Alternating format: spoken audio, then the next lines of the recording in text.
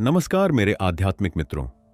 कौन है वह जो आपके भीतर बैठकर आपके ही विरुद्ध षड्यंत्र रचता है? कौन है वह जो आपके कानों में फुसफुसाता है, तुम योग्य नहीं हो, तुम असफल हो जाओगे, छोड़ दो, यह तुम्हारे बस का नहीं।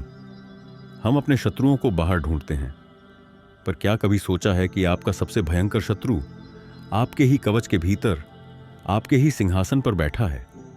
और कौन है वह जो पतन के गहरे अंधकार में भी एक छोटा सा दीपक जलाकर कहता है, उठो, तुम कर सकते हो, तुम इसके लिए ही बने हो, यह तुम्हारा धर्म है। यह दो अलग अलग शक्तियां नहीं हैं, यह एक ही शक्ति के दो मुख हैं, और वह शक्ति है आप स्वयं। आज की कहानी किसी साधारण मनुष्य की नहीं, यह स्वयं अर्जुन के उस अनुभव की है जिसे श्री कृष्ण ने अपने उपदेश का आधार बनाया।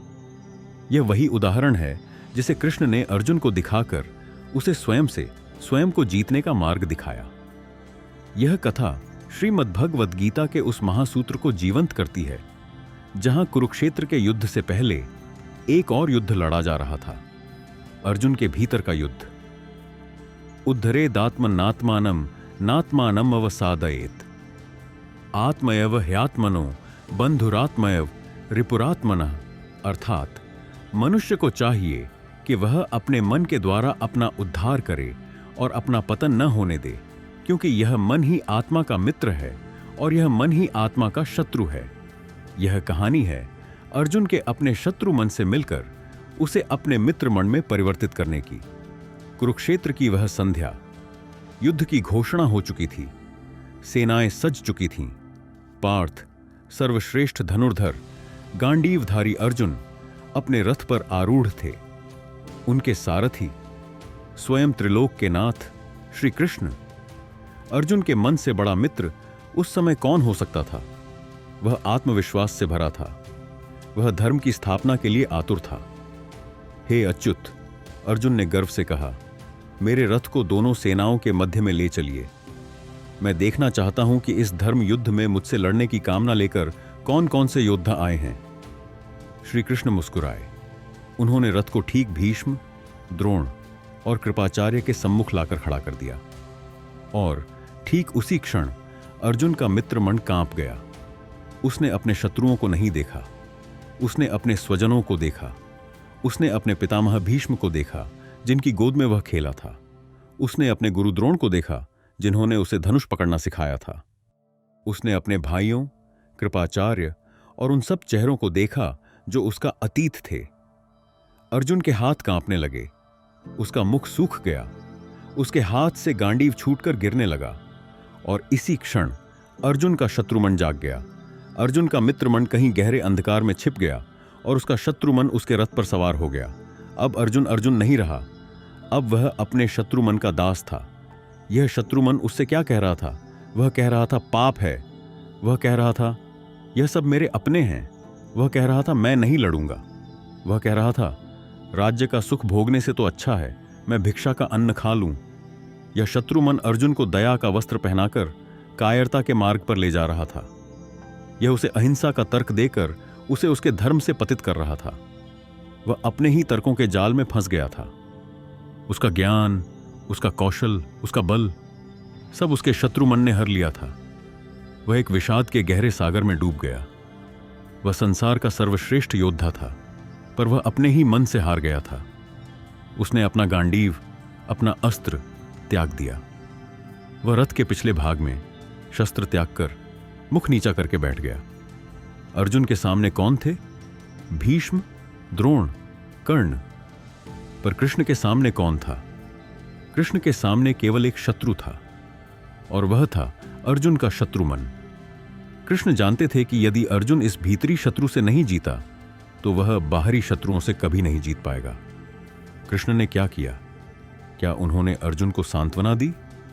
हां अर्जुन, तुम सही कह रहे हो, युद्ध बहुत क्रूर है। नहीं। क्या उन्होंने अर्जुन को डांटा? तुम कायर हो, क्षत्रिय होकर रोते हो। नहीं।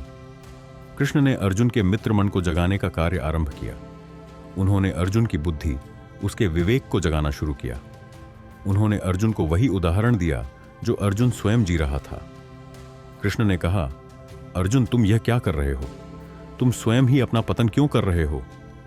उठो अर्जुन। तुम कहते हो कि तुम कर्ता हो, तुम कहते हो कि तुम मारोगे। तुम कौन होते हो मारने वाले? तुम कहते हो कि तुम ज्ञानी हो, तो फिर तुम उनके लिए शोक क्यों करते हो जो शोक करने योग्य नहीं है? तुम इस शरीर को देख रहे हो अर्जुन, पर आत्मा को देखो। आत्मा न मरती है न जन्म लेती है। तुम पाप और पुण्य के मोह में फंस गए हो, पर अपने धर्म को देखो। तुम एक योद्धा हो और तुम्हारा धर्म युद्ध करना है। श्री कृष्ण अर्जुन के शत्रु मन से बात नहीं कर रहे थे, वे अर्जुन के मित्र मन को जगा रहे थे।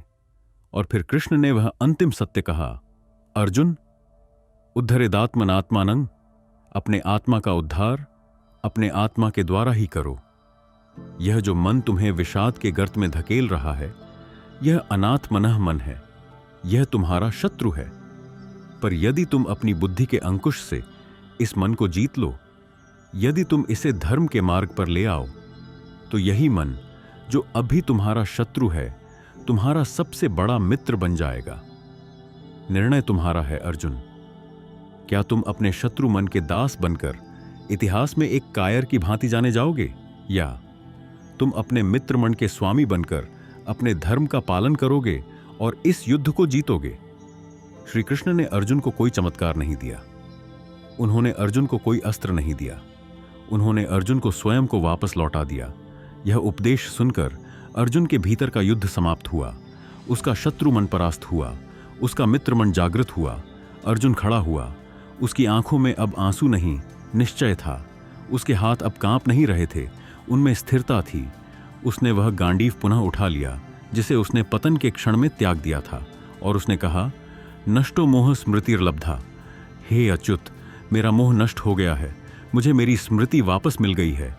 करिष्य वचनम तव, मैं आपकी आज्ञा का पालन करूंगा, मैं युद्ध करूंगा। यह अर्जुन का उद्धार था, जो किसी और ने नहीं, स्वयं अर्जुन ने स्वयं की सहायता से किया था। मेरे मित्रों, यह कहानी केवल अर्जुन की नहीं है, यह हम सब की है। हम सब हर दिन अपने अपने कुरुक्षेत्र में खड़े हैं। कभी हम किसी परीक्षा से डरते हैं, कभी किसी असफलता से टूट जाते हैं, कभी किसी मोह में फंसकर अपने धर्म से विमुख हो जाते हैं। और हर बार हमारा शत्रु मन हमें कहता है, छोड़ दो, तुम नहीं कर सकते, और हम विषाद के गर्त में गिरने लगते हैं।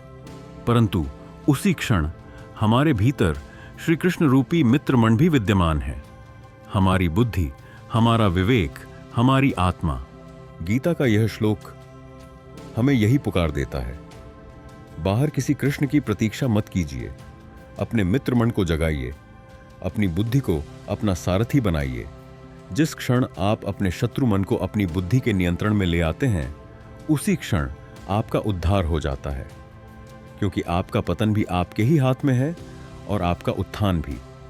निर्णय आपका है। यदि इस कहानी ने आपके दिल को छुआ है या आपको एक नई सोच दी है, तो अपना प्यार दिखाने के लिए इस वीडियो को लाइक जरूर करें। कमेंट में अपनी भावनाएं व्यक्त करें। इस कहानी का कौन सा हिस्सा आपको सबसे ज्यादा प्रभावित कर गया?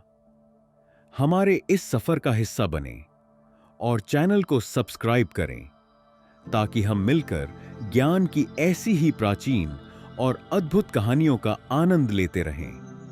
आपका बहुत बहुत धन्यवाद। आपका प्रेरक साथी वेदाश।